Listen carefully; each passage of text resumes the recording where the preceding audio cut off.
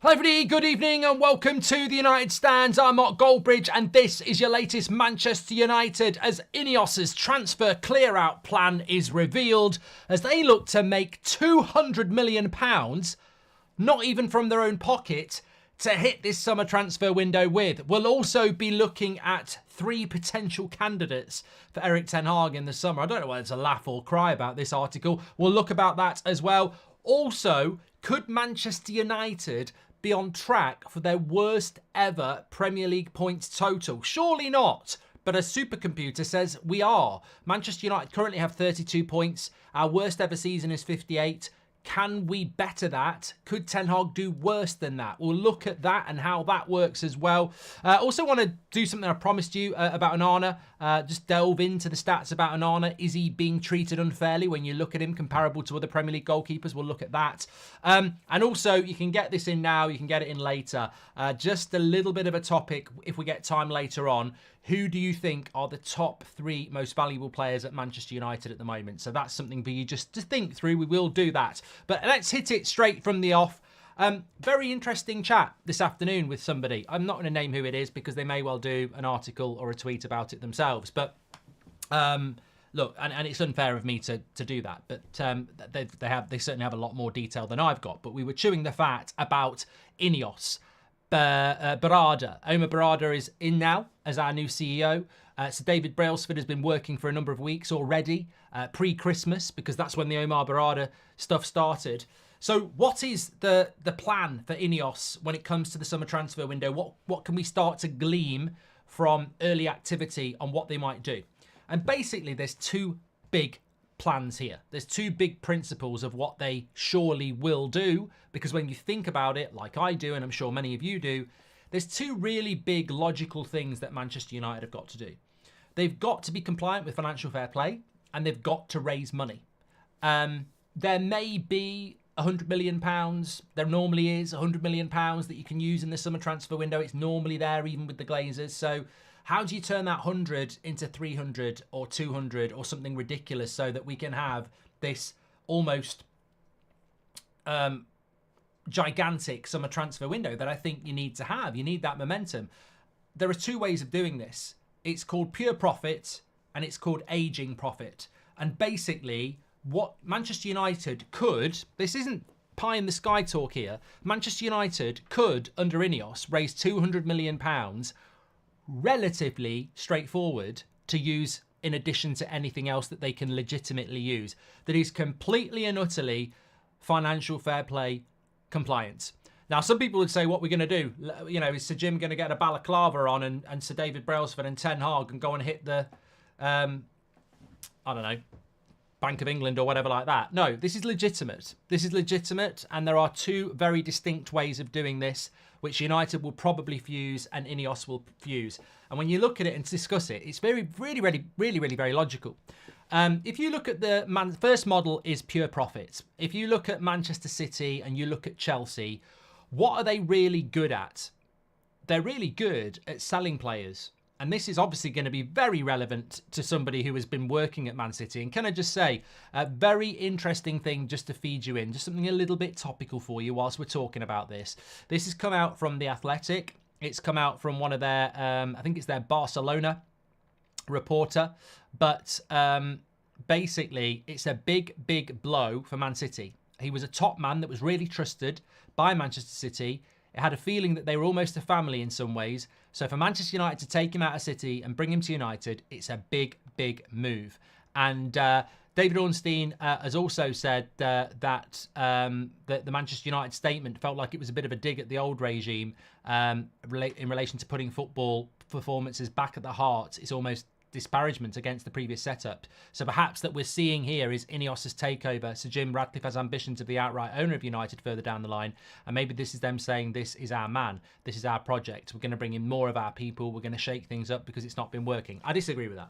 I think that's complete bullshit, to be honest, and I think it's very inflammatory from The Athletic, because Sir Jim's not even got his feet under the table. He's only got 25%, and they're now trying to run this they're trying to run this Sir Jim versus Glazer thing, which I think is complete and utter bollocks at this early stage. They're obviously working together, and Sir Jim has his ideas, which has been very good in relation to Barada.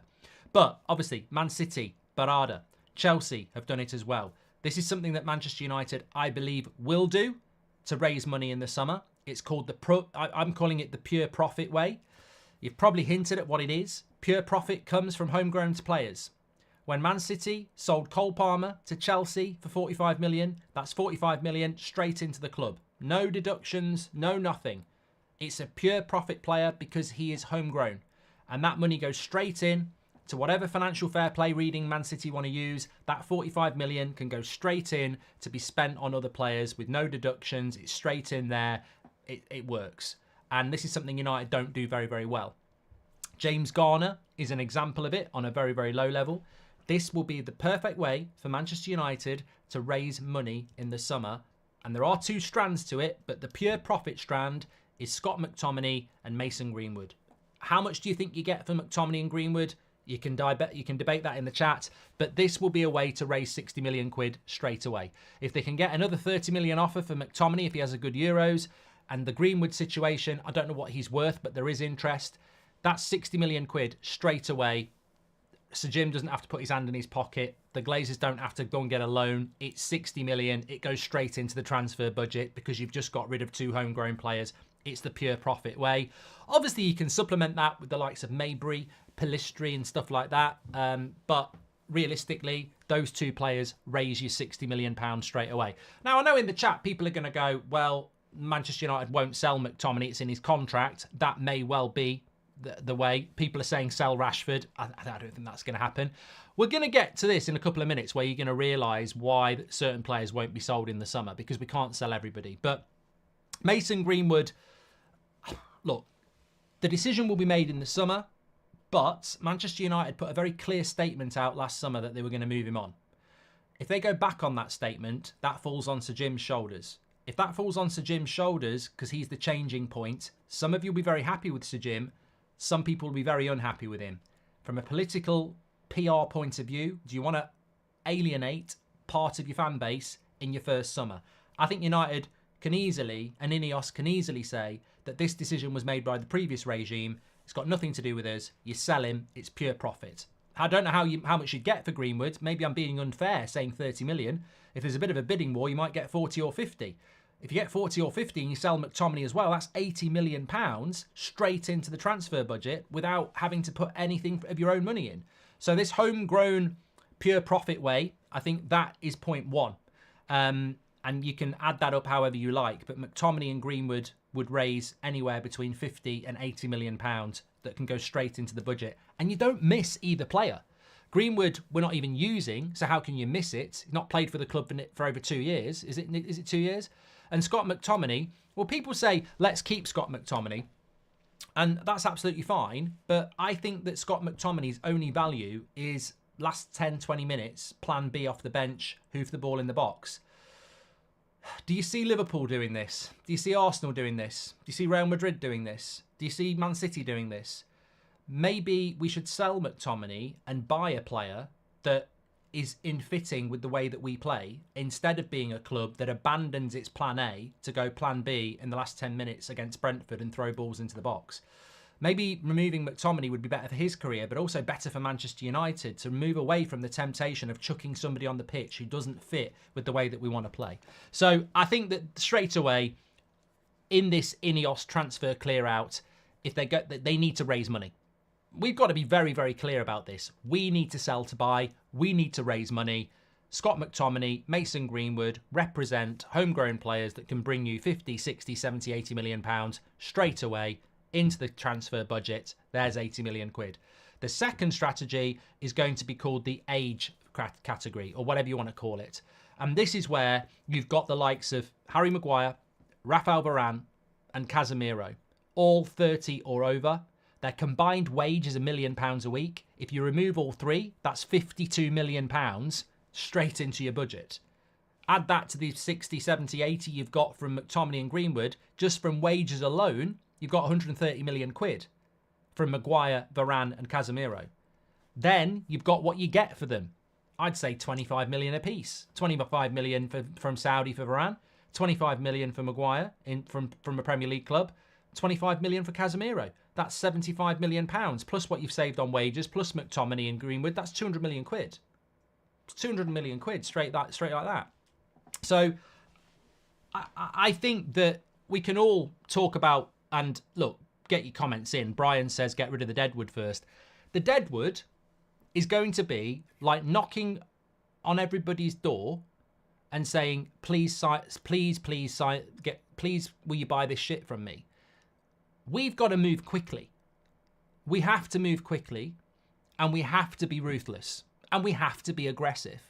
And some people won't like the prospect of selling Casemiro, Varane, Maguire, McTominay and Greenwood, but they're all very easy to move on, and you've just raised 200 million quid, plus whatever else we can legitimately spend from our own budget, which might be 100. So suddenly you've got north of 200 million pounds to spend. Granted, you've got to somehow replace Varane and Casemiro, but Greenwood you don't need to replace because he's not played for us for ages. McTominay you don't need to replace, and Maguire you don't need to replace because really we've got a lot of better midfielders than McTominay, and Maguire is sort of a third or fourth choice centre-back. So you generate 200 million quid to replace Casemiro and Varane, really. And I think that this is how they're going to look at it.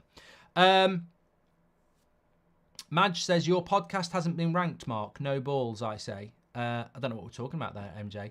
We're undefeated, top of the under-18s league. Hopefully the future is bright, says Jack. Demo Dave, I'll call you Brilliant Dave, is a new member of the club. So, look, this is a conversation, if you're joining late, that I had this afternoon with somebody very credible in the industry around transfers. And we were talking about the summer because we couldn't talk about the players we're going to buy in the summer because we don't have a director of football.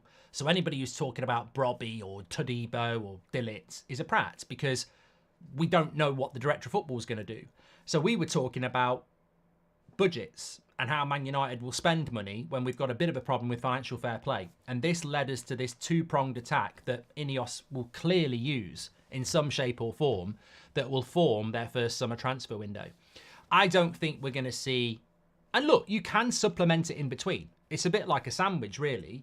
The major funds for Manchester United this summer that they will generate themselves will come from the pure profit angle of removing homegrown talent like Greenwood and McTominay, which will give you like 50 to 80 million. The older statesmen of the team who are on big wages that have still got a value, so your Varanes, your Maguires, and that will raise you around 200 million quid. In addition to that, you've got everything that falls in between. You know, maybe you can get rid of Wan-Bissaka for 25 million or 30 million. Oh, that'll do very nicely. And he's on a good wage. You know, maybe there's something that you can do around another player. You know, I don't know who. But honestly, I think looking at the summer transfer window, we would all like to see 9, 10, 11 players sold. But I think literally we've got to raise money. And I think this is why Casemiro and Varane's name keep getting mentioned, because £52 million a year in wages if you get rid of Casemiro, Varane and Maguire. And there's a reason to get rid of all of them, because you're trying to build something new and they're on huge contracts and they still have a transfer value. So they get moved out. And then you look at your homegrown players and you move them out and you've got a very big transfer budget just from what you've done there. You know, you're well north of 150 million quid. And we will have a little bit of a budget ourselves. So I don't see, you know, it was nice to chew the fat, like I say, with somebody who's very good in the space, but I don't really see any alternative. We absolutely cannot go into this summer transfer window and not sell anybody. We can't survive on that. We will have no budget. We won't be able to do anything. £100 million top. What are you going to do with that? It's not enough. So we've got to be revolutionary. INEOS want to be revolutionary. They want to be on the front foot. They want to have options. They want to compete in this summer transfer window. And I think the only way to do that is to go pure profit homegrown and remove valuable older players that can't be part of the long-term plan. And I think that's what INEOS will do. Categorically, do not expect us to sell Bruno, Rashford, Mount, Anthony, or anybody like that. I don't see that happening at all. Same goes for, I don't see Lindelof going, Luke Shaw, Delo, Anana. You know, I don't see any of those types of players going. I think there's a very narrow field. I think Wan-Bissaka, I think Maguire, I think Varane, I think Casemiro, I think Greenwood, and I think McTominay is probably the most doubtful one. But as I said, you can keep McTominay. His effort levels are good. You know, he's popular around the club. But he doesn't really fit the way we want to play football. And so why should you carry a mascot, really? It's a really interesting point that people will say, well, let's keep McTominay. He's good in and around the box. He's far more suitable to an Everton or a West Ham. As a Manchester United player, you're never going to see Scott McTominay on the bench at Pep Guardiola or Jurgen Klopp or Arteta. So why is he a bench option for Man United? He's a completely different style of footballer to what we need. Demo's just gifted a membership as well. Hi, Mark. I hope you're well. Would you spend this supposed 200 million? Who's your hunch for the next director of football? Well, I think they're going all out, Jude, for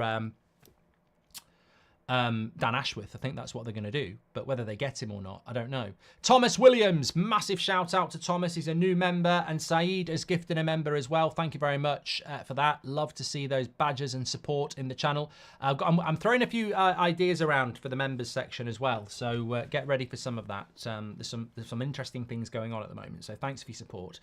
Big shout out to Loud and Sammy the Smooth, Mac Attack, Terp, Emin, and Assassin, and Marvin AM, who've got their badges there, and gems as well. Keeping McTominay shows zero ambition, says Stephen. Look, I don't really care if we keep McTominay or not, but I think it symbolises what we need to do. He's worth about 30 million quid. He's got a sell-on value of pure profit. He doesn't fit this football club, and it's better for him to move on and play first-team football. He just doesn't fit the way that a top 4 team wants to play. It's completely and utterly obvious. And if he wasn't from the youth setup, he'd be gone. If we'd bought Scott McTominay from Swansea for 10 million quid, he'd be gone years ago. The only reason we're keeping him is because he's from the youth setup, and that's not reason enough. We've got rid of players like Garner, Kieran Richardson, Jesse Lingard, you know, countless young players. It's time to move on. Stephen Willocks, thank you very much for that. Shoyla is gifted 5 memberships tonight. Well done. And Shakil is a new member as well. Thank you very much for that. So, look, interesting section there. INEOS transfer clear out. I think that this is absolutely what they're going to do. And I think it will be focused on homegrown, pure profit, and older players that have got a value. It's risky because if you remove Varane and Casemiro and Maguire, you remove a lot of experience.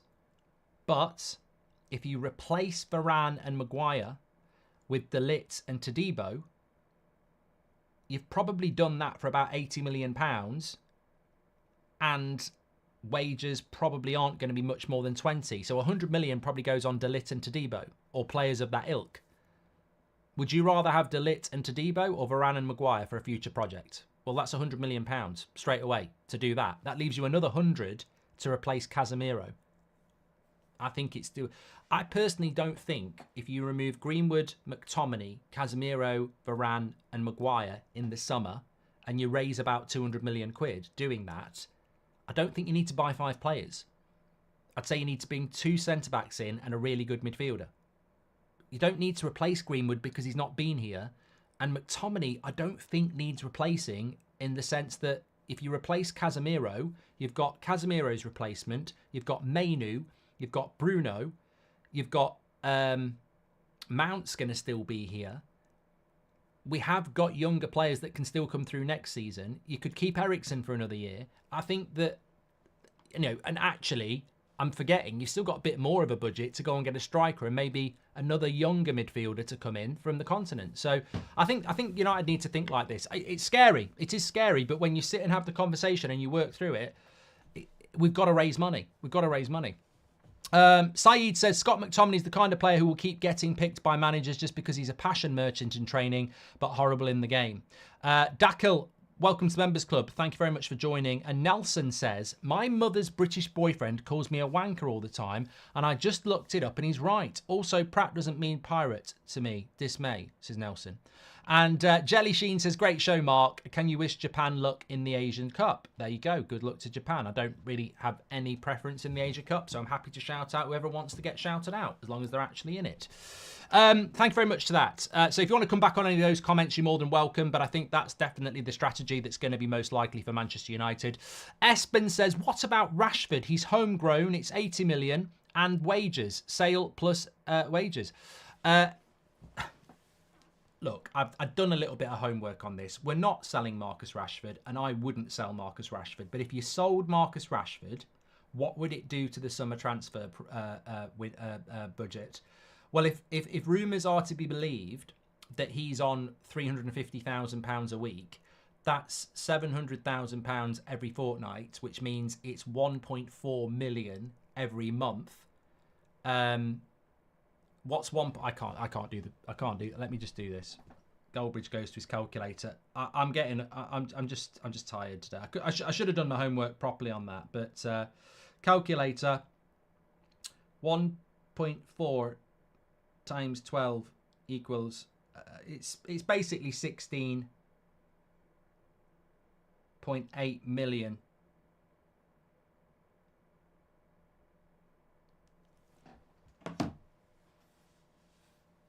On top of 80 million. So it's about 100 million pounds that you could use if you sold Rashford for 80 million pounds. But we won't do that. We won't do that. Ramo says, why wouldn't you sell Rashford? Because right here, right now, in January, I wouldn't sell Rashford. I mean, come back to speak to me in May and, you know, maybe I will. But right here, right now, I wouldn't do it. But it would be 100 million pounds of pure profit if you sold him, yeah. 100 million pounds just straight into your transfer budget. Now, if you think you can get 100 million pounds out of selling Rashford to PSG and use it better than Rashford. How is Lindelof still at this club, says Ash, and not considered Deadwood? He's been average at best and cost us many goals, but gets hardly any blame. Yeah, you know, I think Lindelof is a player that will need to be moved on, but whether he'd go this summer, I don't know. You know, it's going to be hard to get rid of everybody and consider, yeah. It's a good point. We can keep Amrabat for quantity. I think he's only going to cost 10 million to Shahin. And look, the next thing I wanted to talk to you about, actually, talking about the summer, and it sort of fits in with Ten Hag. But Mickey says, who would pay Rashford's wages? I think that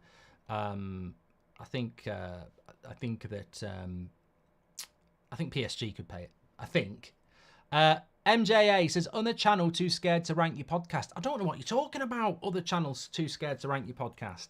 I don't need other channels to rank the podcast. It ranks very, very well. Do you think Martinez would be better in a CDM role, says Sam? No. I think if you wanted him to use him there, he could have used him there last season.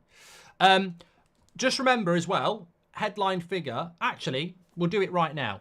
Who do you think... I want to talk about this points total thing. I want to talk about Ten Hag replacements, which I read in an article today, and I want to talk about Anana. Mark, 103 memberships when it happens, says Wakas. When what happens? What you doing, Wakas? I don't know. Here's a question for you. I've already wrote my list out. Who are the three most valuable players at Manchester United at the moment? Now, not your favourite players, not the best players. Who has the three biggest transfer valuations in this United side at the moment? So, who are the three most valuable players to Manchester United, monetary-wise? Not talking about individual people at the club. Who do you think are the three most valuable players at Manchester United at the moment? Career mode's back. Hope. I think it's back tomorrow. If not tomorrow, Wednesday. I'll let you know in the morning. Sakin says, Scott, Van der Beek, Harry Maguire, Martial. These guys need to go before Rashford does. There we go. Some people are starting to put it in at the moment. No. I want three. Okay, Anthony says that Bruno, Rasmus and Rashford are the three for him. Bruno, Garnacho and Rashford, says Jim Jones.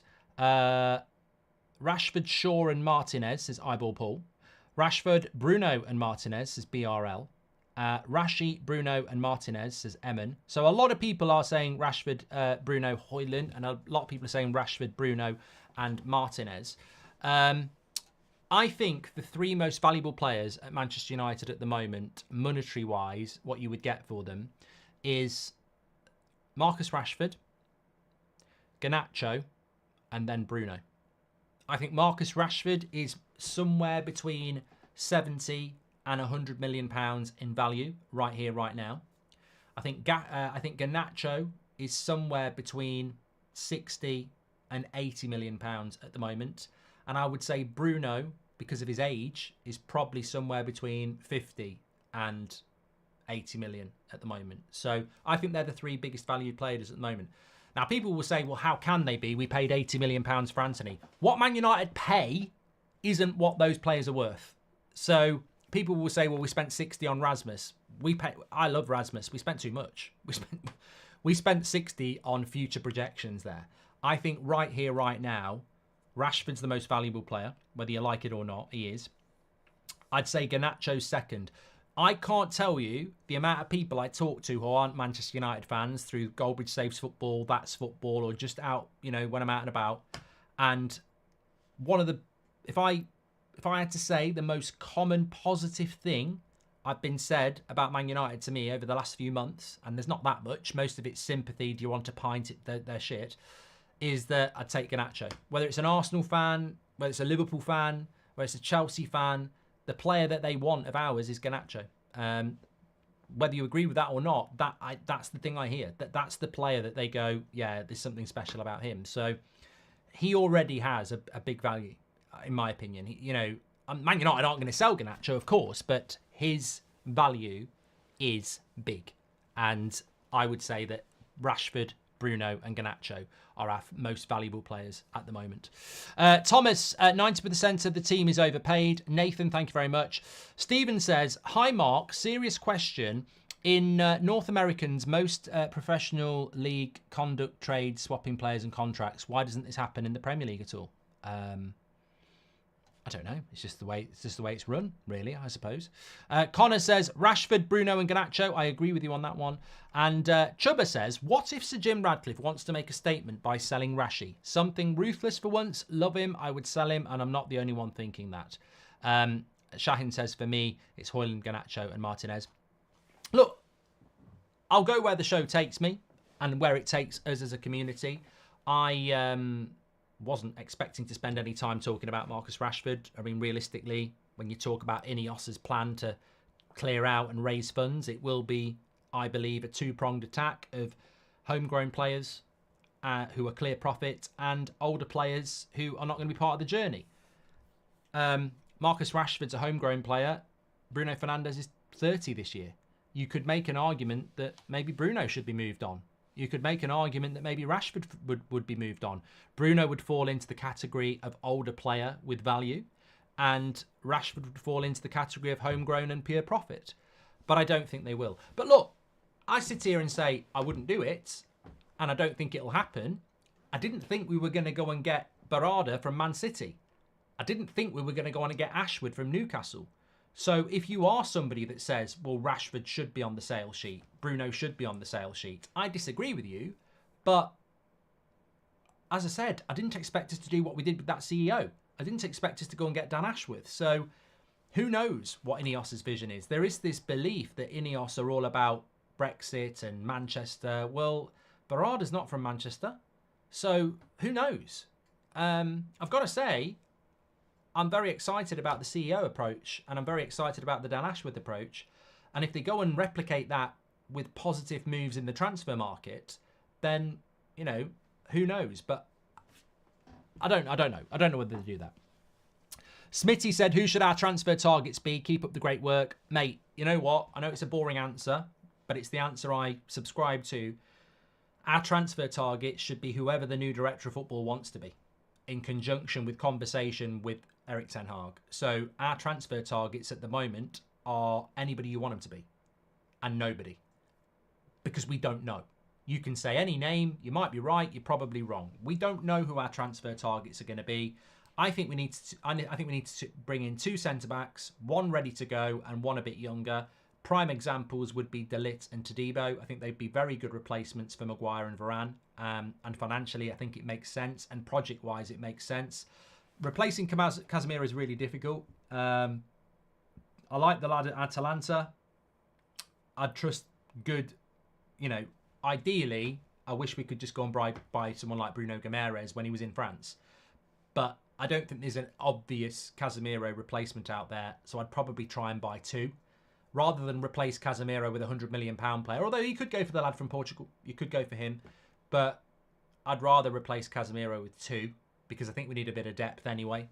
And we do need to bring a striker in some shape or form. People keep talking about Anthony Martial. The only thing Martial's going to do is save us in wages from June, the end of June. When Martial goes, the savings we make on Martial will be 200 grand a week, which is 800 grand a month. For 6 months, it's less than £6 million, really. But we're not going to get any. We're not going to get any value for him. I don't know why my camera's dropped down a bit there. Not happy about that. Yeah, that's a bit better. That's a bit better. Thank you very much for that. Garnacho's another overrated player. Alicia's clear, says Zooting. You're going to get some shit in the chat for that. Who is out there to replace Casemiro, says Matthew. But this is why you need good director of football. I think for too long, as United fans, we've known who we're going to sign because they're obvious. I crave what Liverpool do. I crave that you're not linked to a player and then in 24 hours they're holding up a Liverpool shirt. I think that to me is what I want to see. So I don't need to know, and you don't need to know, who we're going to replace Casemiro with. I want my director of football to do that. I want my director of football to go and say, there's this lad at Monaco. He's going to be the next big thing. There's a lad at Porto. He's going to be the next big thing. There's a lad playing for Brescia. He's going to be the next big thing. There's a lad who's playing for Luton. He's going to be the next big thing. That's what we need. That's the type of director of football. We've seen with this CEO appointment that's the sort of CEO we need. Somebody that knows how to run a football club. But we need a director of football that can go and find these players for us. Collective prayer for Cameroon to qualify, says Michael Wright. Is that because it keeps Onana out the FA Cup? No one should be immune to being sold. Ruthless, says John. The changes that have taken place are also a change in approach towards getting the utmost out of the current players. Has Ashworth signed then? Not yet, Akash. And also, Phil Harris, welcome to the Members Club. Thank you very much for joining. You're an absolute legend, mate. And we need a replacement for Amrabat before we sell Casemiro. A striker is a must because Rashford isn't a striker and Højlund needs the time to develop. I would try to buy Polina. He's a great replacement for Casemiro and he's a great partner for Mainu, says Tibor. I think the only thing about Polina is he's going to cost a lot of money and he's wanted by a lot of clubs, including Liverpool and Bayern Munich. And he is a little bit older than United would probably want. He'll be 29 in the summer, which puts him only 2 years younger, really, than Casemiro. So the problem with Polina is going to be the price for a player who will be 29 when you sign him. I wonder what his contract situation is, actually, Polina, because that Fulham price that they wanted in the summer is always going to be subject to change. I don't think he's been there that long though, has he? I don't think he's only been there a year and a half. Yeah, his contract is fucking hell. His contract runs till 2028. So he's got 4 years left on his contract. He's going to be difficult to get value for money on a player like that. And I think that's really important, I think it's really important. I do like Palhinha, but I think it's going to be a big no. I think I know that's going to be a no. I think you can cross him off straight away and we can start to do that. I think Palhinha is a cross off straight away. 29 in the summer, 4 years left on his contract. This is not the sort of player that Omar's going to go and sign. Barada, he's not going to sign him. We're going to inquire. Fulham are going to go, they want 70 million, and he's going to go, that deal hasn't got any value in it. The same way he looked at the Alexis Sanchez deal for Man City and said, the value's not there for that. We're not going to get involved in that. And I think that he won't get involved in that. He'll go, yeah, good player. Who's the next Palhinha who's 22? Let's go and look for him. And that's what we do need to do. We do need to do that. I hate to say this, but when Liverpool veered away from Bellingham last year, whether they were going to get him or not, probably not. But Liverpool and Bellingham was a big rumour. and Liverpool backed off. Would Liverpool be top of the league if they'd bought Bellingham? No, they wouldn't, because they wouldn't have all the players that they've bought in, like Gravenberch, like McAllister, like Szoboszlai, and Endo, I think, as well. Liverpool needed quantity and quality. They didn't need a superstar. That is exactly what United need. We need to bring in 4, 5, 6 players that are better than what we've got, but don't cost us 80 million each time. That's what United need to start doing. And I think that's one thing that this new director of football, this new CEO is going to do. You can start mentioning Paulinho, you can start mentioning Vinicius Jr. If you do any research on Barada, we won't be doing those sort of deals anymore. And I'm grateful for that. We need to be a lot cleverer. Mason Greenwood is one of our most valuable players, says Michael Wright. I don't know. Hypothetically, I don't know what the value of Mason Greenwood is. I had this conversation with the same person this afternoon because we were talking about pure profit, and we said, well, McTominay you'd probably get 25, 30 million pounds for. What would you get for Mason Greenwood? Realistically, before all the trouble, he was probably worth 100 million. I think last summer he was probably worth about 15. After this loan that he's had with Getafe, somewhere between 30 and 50 million. But there's still 4 months of the season to go. And also, if other clubs want him, that could get the price up. What we want with Greenwood, if we're going to sell him, is 4 or 5 clubs wanting him. And you might get north of 40. You might get close to 50. And it's pure profit then. So Chris says 80 million easy. I don't think so. Not anymore. But you get what you can get. You get what you can get. And it becomes pure profit, doesn't it? You should go with Rangnick for director of football. Frankie de Jong and Barella too, says CFC. And would you sell Garnacho to Madrid for £80 million today? Says, why not, Jack? No.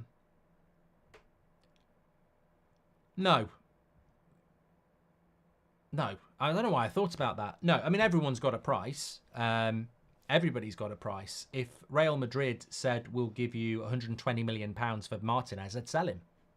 Because as much as I like Martinez, that 120 million quid would be brilliant if it was going straight into the club. Everybody's got to have a price. We've not won a title for 10 years.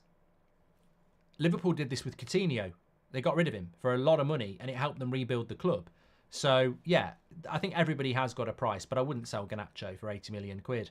I think his ceiling is scary. Like, it's scary what he can do. He's still a teenager and he's our best winger. So, no, I want to see Garnacho develop. So it would be a no for him. But everybody does have a price. They do. I think we're not that club at the moment that can say what we used to say in relation to... I remember Inter Milan sniffing around Giggs and Scholes in their prime, and it'd be like, there's no money. They're not going. Because you're such a good team yourself. You know, you're winning things, you're winning titles, you don't want to break that up. So it's like, do one. Don't want to get... No, there is no price for them. But I think at the moment with United, there's a price on everybody's head because you could use that money that we desperately need to rebuild. As many of you have said, if you could get £100 million for Rashford, I reckon a lot of you would take it because you'd go, look, he's had his time. We know what he's all about. And for £100 million, we can get 2 or 3 players in. So I think everybody has to have a price. Of course they do. Anyway, we can come back to that. But I did want to just I wanted to move on to this. Probably not going to get time about the article about the new managers, which, you know, we can do that on the morning show. It's fine. But a supercomputer has predicted that Manchester United will get their lowest ever Premier League total at the end of the season. Our lowest ever Premier League total wasn't that long ago. It was the season of Ollie and latterly Rangnick. We got 58 points. It's our lowest ever Premier League total. We have averaged about 1.5 points per game so far this season. We've played how many games have we played? I think we've played 21, haven't we? 21 games, 32 points. I absolutely... Look, even if we did the second half of the season, even if every other game this season we still averaged 1.5 points, we'd still get 57 points. I don't agree with this supercomputer. In fact, I think this supercomputer is a Pratt computer because we've got 32 points at the moment with 17 games to go. That's 51 points to play for. I do not, for 1 minute, think that we're going to get less than 60 points. look, even if we lose 7 and win 10, that still puts us on 62. I don't think we can afford to lose 7 more games. We've lost 9 already. We can't lose 16 games in a season. So I'm expecting a better second half to the season. Where we'll get to, look, I reckon we'll be around the mid-60s. I think that's where we'll get to, which won't be enough for top 4, of course. But I can see United around 64, 65 points. I don't see us anywhere near 58 points. I don't know what you think, but I thought it was just an interesting thing to bring in because we've had an absolutely dreadful start to this season. And it's not the start anymore, it's after Christmas. But you know what I mean. I don't see that being replicated. I really don't. I think we've been so bad this season. I don't think that will happen. But what I will say, and the reason I brought it in, is if we do get less than 58 points, Ten Hag's gone. Like, you're not surviving that. So to the Ten Hag outers out there, if we get less than 58 points, he's not keeping his job. No way. Mate, I'd sell Rashford for 80 million, says I see dead bodies. Rahul, welcome to the Members Club. Thank you very much for joining. You're a legend, mate. Alan Noonan says, what of price ranges will it be between 50 or 6 to 60 or less? I don't know what that means, Alan. What of price ranges will it be between 50/60 or less? I don't know what you're talking about, Alan. You talking about Greenwood? I don't know what you mean. I don't know what you mean, Alan. I don't know what you mean. Rahul's just become a member of the channel. Big shout out. Thank you very much. I can see your badge in the live chat there. There has to be some momentum now, says Terp. And the supercomputer thinks we're Chelsea, says Taylor. PSG will take Rashford once Mbappe downs tools in March, says Lee Dixon. And Versace, welcome to the Members Club. What a name. Versace Panther. Love it. James Cave with a super chat says, evening, Mark. I really hope our summer transfers come out of nowhere, like the CEO announcement. Do you think we could see a window of 7 or 8 signings, says James?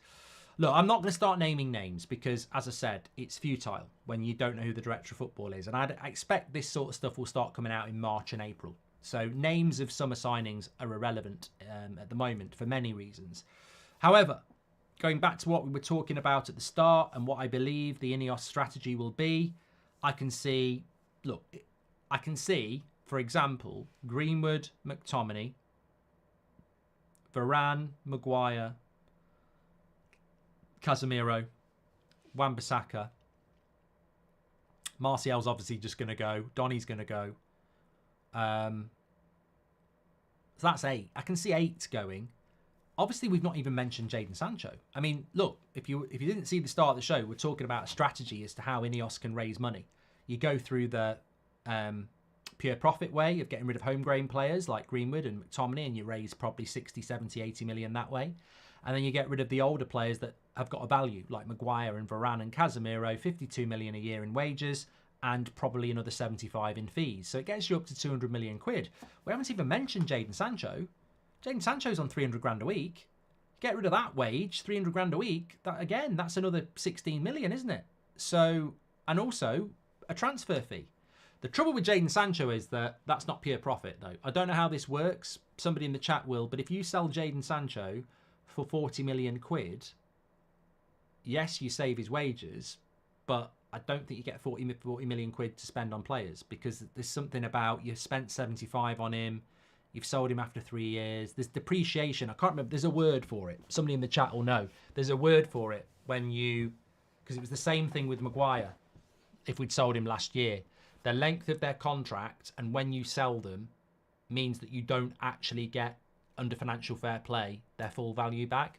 So, for example, if Chelsea bought Enzo Fernandez for 100 million and he's got a 7-year contract and they sell him this summer for 70 million, it's not just a 30 million loss and you put 70 million into your transfer fund. They've sold him after only a year.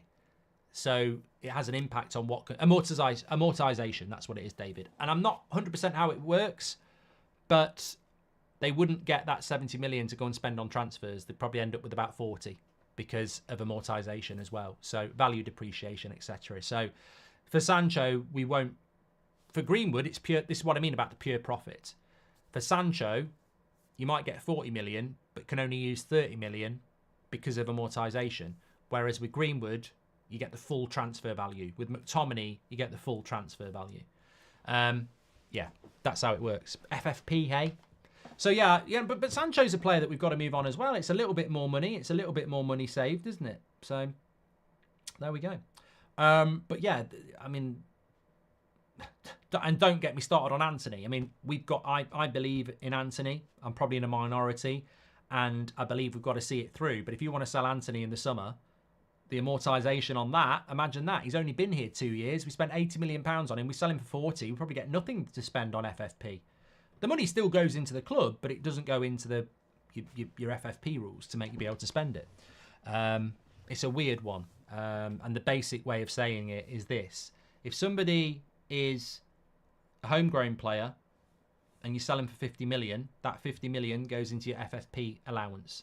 If somebody has been bought for 80 million and you sell him for 50 million 2 years later, well, you've got a 30 million loss there, plus the 50 million won't go into your FFP. You'll get less that. Oh, back of the net. Medusa's just scored the winning goal for the county. There we go. That's positive news. Like on the video. Just hit my WhatsApp there. She's playing for the county tonight, under 15s, and she's just scored the winning goal. And she's a holding midfielder. She's Casemiro. Back of the net. Well done. Well done, Maddie. Lovely stuff. Lovely stuff. People will go, why didn't you go, Mark? Why didn't you go, Mark? Because I've got more than one kid, and Seb does football on a Monday night, so we alternate it. So I was with Seb training tonight between 5 and 6. It was blowing a gale. It was pissing it down. I went and stood in a bus stop to watch. It wasn't a bus stop. It was like a shed. And he's running around at 6 with all his little mates. I love it. I love it. Absolutely fantastic. He got man of the match yesterday as well. So, yeah. Love it. It's just great to see them enjoying themselves. That's what I would say. But, sorry, Mark, what range of play... I've done that one from Alan. Still don't really understand. Versace says, Versace has just gifted 5 memberships. You are a legend. He is a new member, and he has just gifted 5 memberships. Thank you so much for your support. Mark, off topic, but I was wondering if United should partner with a university's medical department to innovate and protect players. It'd be a good idea, Joe. And also, Alan's come back again. Sorry, Mark, what range of players' prices is going between 50 to 60? Again, Alan, I don't understand what you mean. Am I missing what Alan means? It's the second time and I feel really guilty. Sorry, Mark, what range of players' prices is going between 50 to 60? I don't get it. Madimero, says Taylor. Yeah. Shouldn't we also pay off Dortmund before putting that 40 million into our transfer budget? I think we still owe Dortmund, says Shahin. Yeah, I think with Sancho, it's probably best to leave him out. We can raise £200 million to be spent in the summer transfer window by removing homegrown players like Greenwood and McTominay and removing older players who have a sell-on value or who are on big wages like Maguire, Varane and Casemiro. Basically, INEOS can raise 200 million quid by doing that. We can also have 100 million quid of our own transfer budget. So I think United could spend 300 million pounds in the summer if they did that. And that's how INEOS can do it. Because they can't do it by going, here's 300 million pounds of our money, let's go and spend it. Because FFP, you'll get a deduction. So that's the way to do it. In a very simple sense. I'm going to tell you something about Onana. A lot of people have been giving Onana a lot of stick. We did this last week on a couple of times, and I like to bring it into the show, and I'm thinking about doing a live video on the members section once a week where we really dive into stats. We've done it before, and I've got access to a really good stat system, and we could just sit and chew the fat with each other and go through it. But basically, these are up-to-date stats from Y-Scout about Onana and where he ranks this season. So start on a positive. His save percentage is over 70%, and he ranks 3rd in the Premier League for save percentage, Onana. So it's not all bad. And this is just Premier League games, by the way. I've not included Europe because that would distort it, and not every Premier League goalkeeper plays in Europe. So I've just gone off Premier League. He's 3rd in the league for save percentage. Okay, Onana. He's 16th in the Premier League, so approaching relegation zone for exits, or more simply defined, leaving his line. So he's 16th ranked in the Premier League, but leaving his line. So 3rd for save percentage, but 16th for leaving his line. He's actually 9th when it comes to saves per 90, but I don't really like that stat because saves per 90 will be distorted by how good your defence is. Like, saves per 90 will be high if you're a team that concedes loads of shots, and it will be low if you're somebody like Edison. So I don't really take any notice of that, but 16th for leaving his line is quite bad, and 3rd save rate is quite good. This really, really caught my eye. We bought, and this is an exposure of the way that we play. Terp says sweeper keeper, they said. Well, when I say leaving his line, I think we're talking about coming to collect crosses, to be fair, but more relevant on a ball-playing goalkeeper, which you might be interested in. Considering we removed a better shot stopper to bring in a better ball-playing goalkeeper, this is quite revealing about what a waste of time that's been. The whole ball playing out from the back hasn't even been trialled yet. We're not doing it. And this is why I want to see Martinez back. Casemiro, passes per 90, is 8th in the Premier League out of all the goalkeepers. He's 8th for passes per 90. And he's 12th for pass accuracy. So we've got a ball-playing goalkeeper that we spent £50 million on to replace a better shot stopper. We spent £50 million on a ball-playing goalkeeper who is currently 8th in the Premier League for passes and 12th for accuracy. So, I don't need stats. I need my eyes. The eye test beats stats most of the time. But on the eye test, we're not playing out from the back effectively. And on the stat test, he ain't even in the top 4 for passes per 90.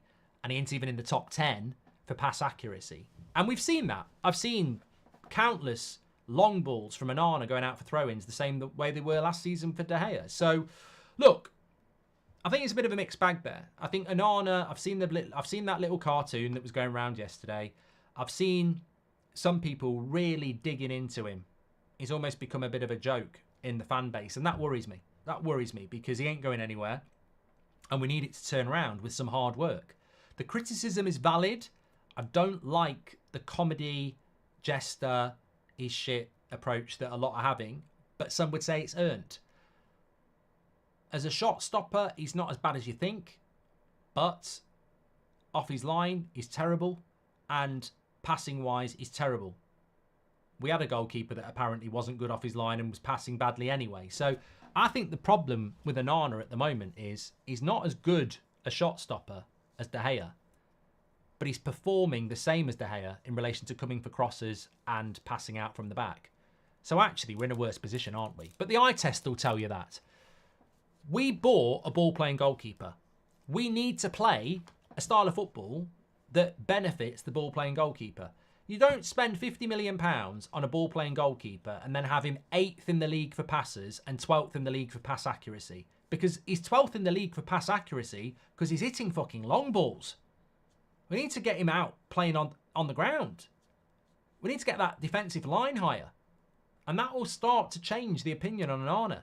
But we've not been able to do that for about 4 months because we've had Johnny Evans at centre-back or Lindelof at centre-back or Harry Maguire at centre-back.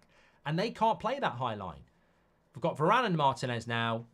We need to start for the next few months getting Onana up that league for pass accuracy and passes per 90 because that's what we bloody bought him for. Sell every player on 100k or more. Back to basics, says Jonathan. United linked with Manchester Uni 4 days ago. They were, Michael, right? You're right.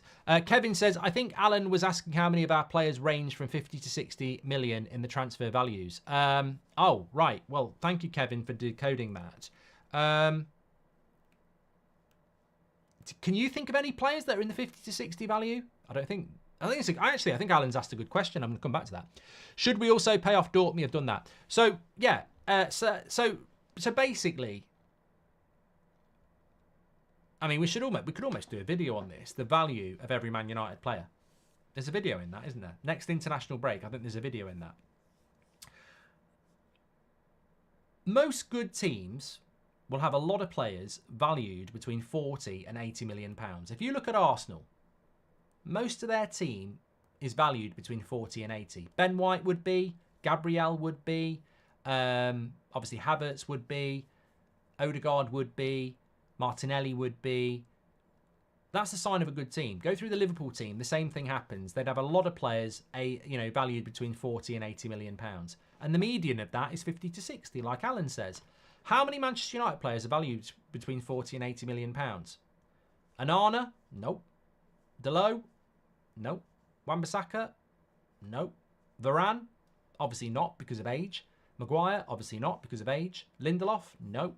Martinez? Yes, in my opinion. Luke Shaw? How old's Luke Shaw? I don't think Luke Shaw's worth more than £40 million now as a sell-on value. I don't think he is. Contract-wise, age, injury. If he's 25, he's worth 40 to 80 million because he's a good player, but I don't think he is now. Casemiro, no, because of age. Mainu, well, I'd value in there, but he's only just starting his career. Ericsson, no. Bruno would be between 40 and 80. Mason Mount, you'd be lucky. McTominay, no. Rashford, yes. Anthony, you're not going to get 40 million for him at the moment, let's be honest. Garnacho, yes. Rasmus, just about yes. So yeah, we've got a lot of players that aren't worth more than 40 million quid. And yet we've got the biggest wage bill in the league. Big job. Big job. And I go back to what I said at the start, INEOS plan. They've got to raise money. They've got to revolutionise that squad. And the way to raise money is to remove homegrown players on pure profit and remove the older players who've got value because they're on big wages. And if you do that, you give yourself a chance. You boost your budget by 150 to 200 million. So I think that's what happens. Right, it's 9 o'clock. I've really enjoyed the show tonight. It's been fantastic. You're legends in the chat. I love this community. I hope you love it too. The originals, thank you very much. We do what we do. We've been doing it for years. Let the haters hate. Don't care about that. In relation to somebody who's been in the chat talking about something I'm not actually aware about what it is. There's a lot of noise. We ignore it. They make the noise because they want to replicate the originals. When we started, no one was doing live chats at 8 o'clock on a night, interacting as a community. We're the originals. The community is legendary, and that's why people copy it, but then have a pop at it. Let them do their thing. It's hard work. Respect. We're the originals. You're the legends. Thanks for watching. We're back at 10 o'clock tomorrow. Got a cracking video for you tomorrow afternoon, by the way. As long as United don't announce their director of football or something. Got a brilliant video. It was meant to go up on Saturday night, but the CEO thing came out. And I think you're going to really like it. So it's coming out tomorrow afternoon, but we've got the news show in the morning.